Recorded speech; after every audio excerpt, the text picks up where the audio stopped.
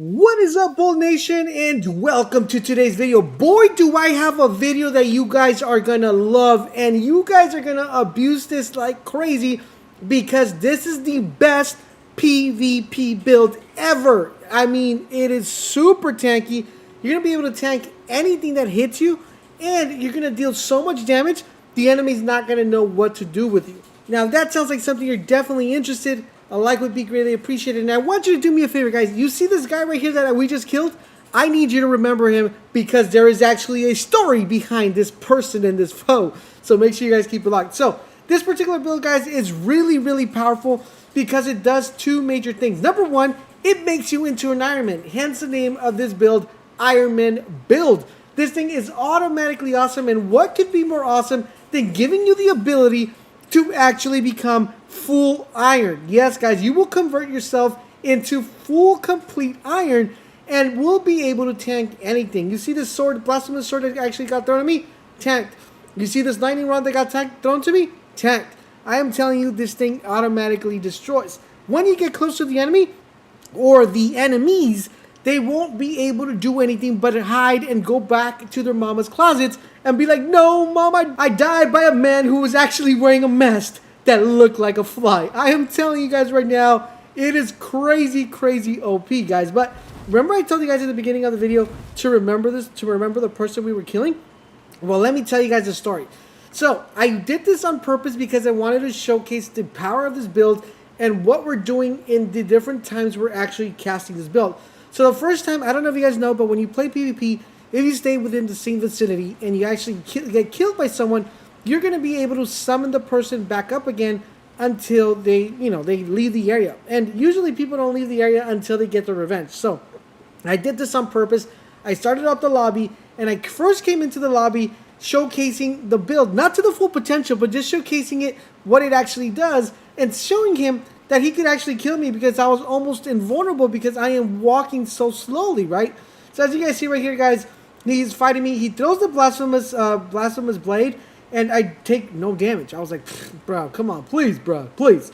But then he starts getting a little bit more creative, okay, and he kills me, and then he came and teabagged me. At this time, I said, this guy deserves a lesson. I'm going to have to pull out the full potential of this build, not once, but twice. So here we go, guys. We came again, and we summoned again in the same location. And yes, he was still here. He was trying to bloviate. And this time around, he was like, oh, man, this guy's going to be cakewalk. But what I want you to notice here is, guys, that the first time I came in here, you guys noticed that I was wearing two seals, right? I wasn't wearing my little blade. And the reason why we want to run this blade is because this particular blade gives us the ability to actually use a dodge effect when we have our cast available. So that is extremely important. Later in the video, I'll explain it more in detail, but I just want you to pay attention to the kind of, the fight that's going on here. As you guys see, since I have my blade, I was able to close in the gap, summon the Iron Man build, and boom, bada bang, he is dead. And of course, he deserved the teabag, because, we got to give it back, right? So, I said, you know what, self, this man could probably think that we got lucky this time around. Why don't we do it a third time? Let's see if we can do it a third time. La tercera, la vencida, right? That's what they said. So we decided to go up in there, and we're like, let's do it a third time. Hopefully he stayed in here, and he wants his revenge. So I came back in here, and guess what? He was back. And this time around, he was like, I'm going to be a little bit more slick. I'm actually going to throw bolts at this man. So I was weaving and dodging and weaving. And as you guys see, I full face tanked the iron rod that he threw, the little lightning rod he threw. I was like, bruh, come on, bruh. Come on. Don't even try me. And then I said, right, now it's time to end this and put this man out of his misery and show him who is boss. So that's exactly what we did, guys. We cast the Iron Man build once again, and that man didn't even know what hit him. It was over. And of course, we had to hit him with the teabag because, he asked for it. He asked for it. I mean, come on, boys. We had to do it. So what exactly is going on in this build? Now, you're probably wondering, Laser, what is this build? Because I haven't seen this build anywhere. What exactly is this? Well, of course, I got to give a quick shout out to my boy Adam. He actually put this build together, so kudos to him. I did go ahead and change it just a tad bit to make it my own. But let me explain to you guys and tell you guys exactly what's going on in the build and what you need to do to make this build as powerful as my build is currently is. So let's go ahead and break down exactly what we have. Then I'm going to tell you guys where I dumped all the points, so you guys can have a better idea of what we're doing here. So for equipment, guys, we are running double dragon communion seals. Now, the reason we run these double dragon community seals is because when we have both of them out, we get double the buff, right? So basically, this is going to buff Arcane. If we have one out, it's going to give us a buff of 10%. If we have one out, it's going to give us a buff. If we have both of them, it double buffs the Arcane damage, which is extremely important because this particular incantation has a build with Arcane. It helps it out. It scales a little bit with that. Next up, guys, we're running a dagger. This one doesn't really matter what dagger you're using. The only thing that matters is that you have the Bloodhound step activated for whatever dagger or weapon you're using. So those are the main things. Now, for the Dragon's Communion Seals, I have a guide showing you guys exactly where to pick it up. So if you don't have this, definitely check the channel. You're more than welcome to find it where you can find this.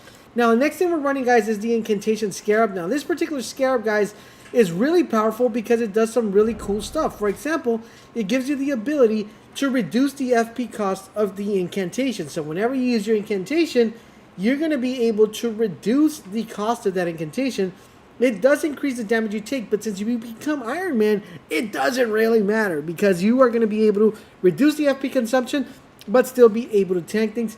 I have a guide showing you guys where to pick this one up if you guys want to go ahead and pick it up if you don't have it within your arsenal. Next up, guys, we have the Commoner's Garb. Now, this particular one, the reason why we are running this one is because this actually gives us the ability to get one more point. Of course, guys, as you see right here, it allows us to get one more point into Faith, which this is a very powerful Faith build, and we're combining Faith and Arcane, so it makes it really dope. Next up, guys, these two don't really matter. We just try to keep it as light as possible. As for our talismans, guys, we're running the Flock Canvas Talisman. This is going to greatly raise the potency of the incantation. Really effective. We're running the Radigan Icon. This shortens the spell casting time, so that means that incantation is going to be taking a shorter time to actually cast. Next up, we're running the Kerrigan's Vilgrid Crest. This is going to allow us to lower the FP consumption by the skills. Really important because we want to make sure we keep that FP cost down in case we need to, use that, dodging and dodging with our weapon there more often. And last but not least, we're running the Faithful Canvas Talisman. This is going to rate the potency of the incantation. Theoretically, if you guys want to boost your incantations just a little bit more, you could go with this one, which is going to greatly boost the attack power of skills. If you wanted just to, give that a little bit more of an increment. Now, the only thing that we're actually running that you're probably saying, Laser, how are you becoming Iron Man? What we're running is this, guys. We are going to be showing you guys something that you probably haven't seen before. And these are the Iron Jarred Aromatics. This uses FP to temporarily turn Wilder's body into steel. So that is how we become Iron Man. Because when we actually consume this, it allows us to become fully fresh steel, making it the Iron Man build because you're completely invulnerable from any damage for a total of 10 seconds. That's why it's extremely important to get up close to the enemy when you cast this, and that's why it's very important to have that dagger, because once this is casted, the dagger is going to allow us to use that Bloodhound step so we can close in the gap and cast our incantation, making it really powerful, really potent, and by far the best build in PvP, because not only are you able to tank anything for 10 seconds, but in addition to that, you're able to kill multiple enemies at once with the same incantation. So what else are we using to actually make this even better? Well, as you guys saw on my third time I fought the guys, I actually popped a Wondrous Physics. Now the Wondrous Physics have the following. We have the Crucilian Hidden Tear. This is going to eliminate all the FP consumption. So for that 10 seconds that we have this activated, the FP consumption is going to be null. It's not going to be, we're not going to take anything.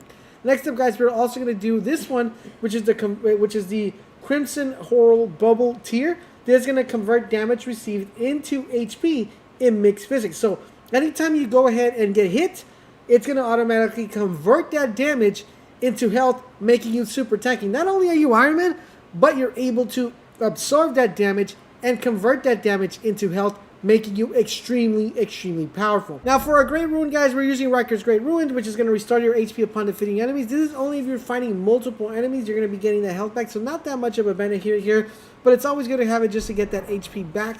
And of course, what makes this build extremely potent is the incantation we're using, which is called the Endurable Frenzy. Now I have a video showing casing where exactly you could pick this up. There are a couple of videos that really don't show you where to pick this up, so I wanted to put a video out, guys, so you guys know the exact location where you guys could pick this up without getting lost or any problems. Video is linked in the description. Now, the last thing that we're going to be talking about, guys, is two things. You're probably wondering, Laser, that is pretty awesome, but how the heck do I actually get the Iron Jarred Aromatic? Well, in order for you guys to get the Iron Jarred Aromatic, you're actually going to need the Performer Cookbook number 3. So if you guys haven't picked that up and you would like to see a guide where to pick it up, because it's a little bit sketchy where to pick it up, let me know in the comment section down below. We'll put a guide for you guys so you guys know where to pick it up, so you guys can go ahead and craft these. Now, these are the only ways you're able to get that. Once you have that, guys, all you got to do is craft them and you guys should be good to go. Now, you're probably wondering, Laser, that's dope, but what stats do you have and why? So we're running 40 Vigor. The reason why we're running 40 Vigor is because we want to make sure we take a hit in case we take one. We're running 40 Mind. We just used a lot of FP, so we want to make sure that our Mind is pretty high up there and we're able to take that. Endurance, we have it at 15. You don't need any more than that. Strength is at 9. You don't need any more than that. Dexterity is at 12. Don't need more than that. Intelligence, 16. Faith, we have it at 51. It's actually at 50, but remember, we're getting that extra point from the chest piece. And Arcane, we have it at 50 as well, making this build extremely powerful and extremely potent. If you don't have a level 150 character and you have a level 25, just reduce 10 points from Faith and 10 points from Arcane, and just take away another 5 points from Vigor, and you guys should be good to go, keeping you at 125. And there you guys have it. That is the most powerful PvP build currently right now in the internet. I hope you guys are enjoying our Elden Ring content. If you are, do me the huge favor, guys, drop a comment, drop a like, but most importantly, subscribe to the channel, turn on all your notifications so you guys won't miss when our videos go live. Thank you guys for watching, and I'll catch you guys on the next video.